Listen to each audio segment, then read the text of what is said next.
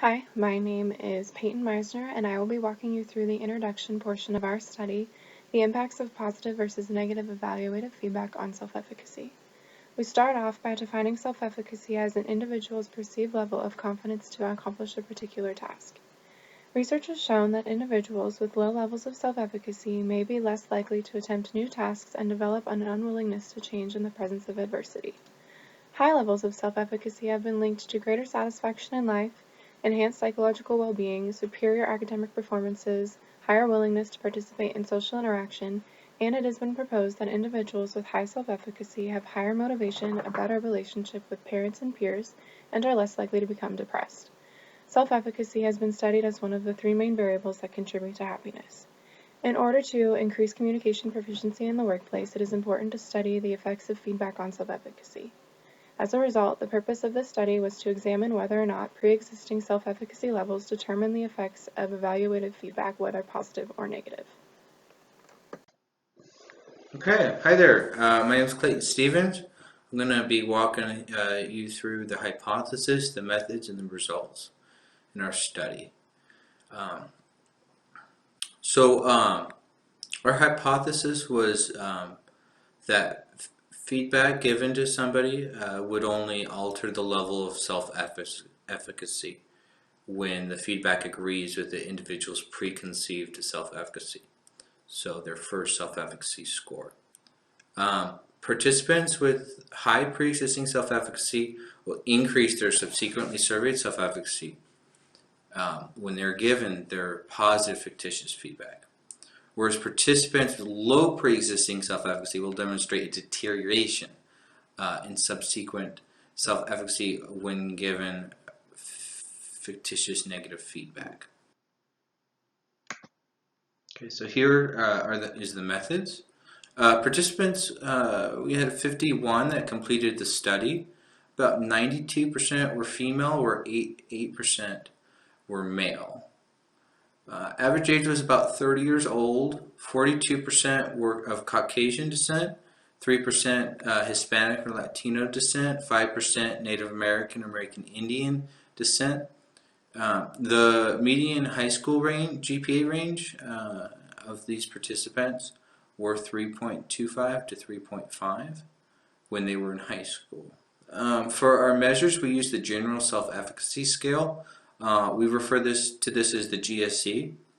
1, it was a scale between 1 to 4. If they marked 1, it was that the question that was asked is not true at all, where 4 is exactly true. In terms of reliability, for internal consistency, it was measured by Juarez and Contreras, 2008, a Colbrach's alpha value of 0.83. The same study, validity was gauged among 18 dimensions. Of those 18 dimensions, 15 showed strong validity with strong p-values, and those ranged between less than 0.001 to 0.008. For our proposed statistical analysis that we used a two-way between subjects and ANOVA. We used a p-value of 0.05 to determine whether our finding was significant or not. For compensation, extra credit was offered by various instructors, Eastern Oregon University, and the amount was dependent on what their instructor allotted out. For our procedure and variables, the study was conducted entirely online through the SurveyMonkey platform. After participants took their first initial GSE survey, they were asked to name as many colors as possible in 60 seconds. That data wasn't used in our study, so there was deception involved there. So after they completed their color naming test, participants were given randomized positive or negative feedback on this activity.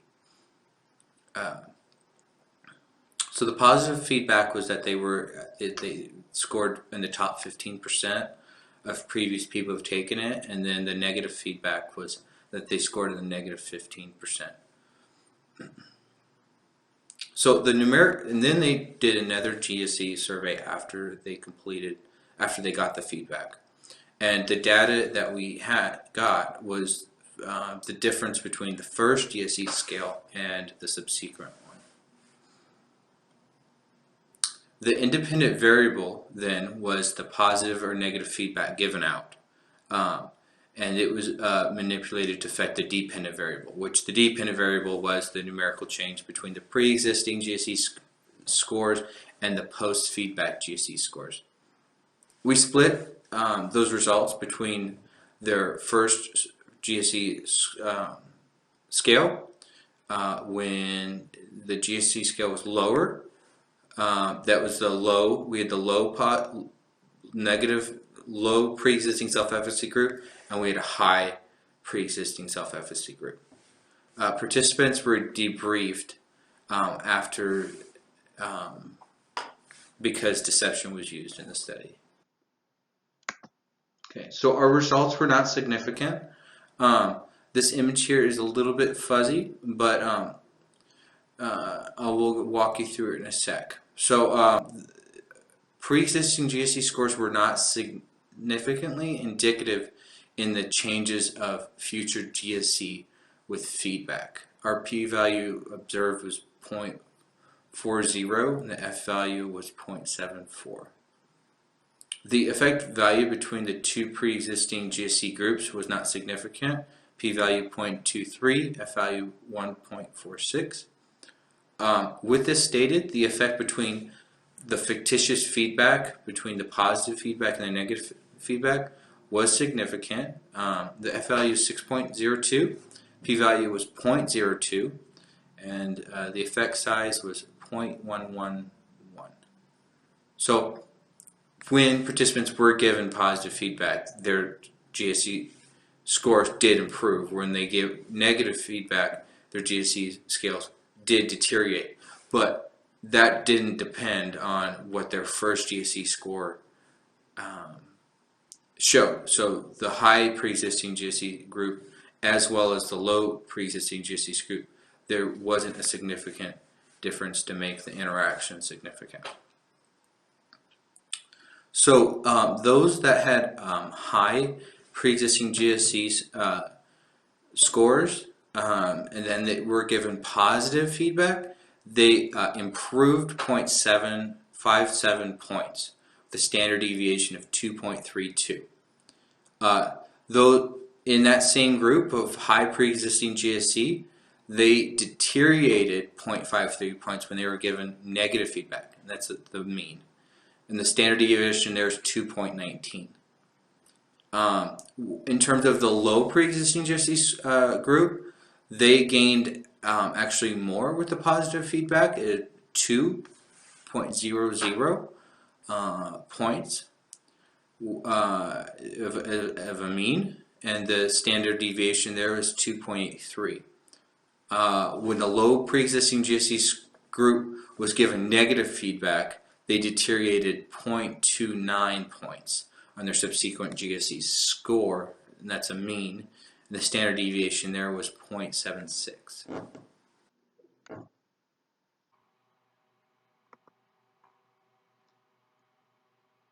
Okay, so my name's Duane Perrin, and I'm doing the discussion section for impact of positive versus negative evaluative feedback on self-efficacy. Contrary to previous research, this study showed evidence that participants with high self-efficacy were equally as affected by negative feedback as participants with low self-efficacy. Our study did not find a significant correlation between pre-existing self-efficacy and the effectiveness of contradicting feedback, differing from previous studies. Okay, so the purpose of this study was to examine whether pre-existing self-efficacy determines the effects of evaluative feedback. We found it did not. When feedback was negative, self-efficacy went down, and when feedback was positive, self-efficacy went up. Our findings provide insight into the lack of value of tailoring feedback to the individual rather than the group. This study also showed that pre-existing self-efficacy did not seem to influence their acceptance of feedback. With this understanding of how pre-existing self-efficacy does not affect our reality as much as previously thought, it could lead to future studies of the relevance of pre-existing self-efficacy. So, since pre-existing self-efficacy did not determine the effects of evaluative feedback, it may be just as effective to address the group rather than each individual. And self-efficacy may not be nearly as related to the acceptance of feedback as we first thought. This study demonstrates people are just as likely to accept feedback that reflects their views of themselves as feedback that contradicts their preconceived notions. Future research is needed to examine the effects of feedback on self-efficacy across various demographics, cultures, gender, and socioeconomic status. This study was limited by sample size, type of sample, and participants' possible previous knowledge. Okay, so this was a small sample of college students completing this study to receive extra credit for our college classes, the majority of them anyway. Also, the majority of the participants in our study were white female college students from Eastern Oregon University, and many of them understood that deception at least could be part of this study. So it is possible that our findings are not representative of the general population. And that's it. Thank you.